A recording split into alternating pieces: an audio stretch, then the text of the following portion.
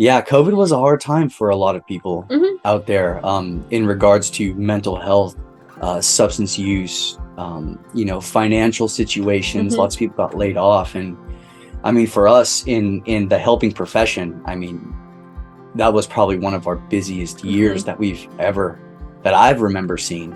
I think there will be studies in the future about just like what COVID did for people's substance abuse issues. I think people who may have already had a tendency towards substance abuse, this just immediately or exacerbated it. What I like to say is, I would have ended up needing to quit drinking one day in the future, but COVID made it happen a lot quicker. COVID got me into rehab definitely sooner than it would have been otherwise.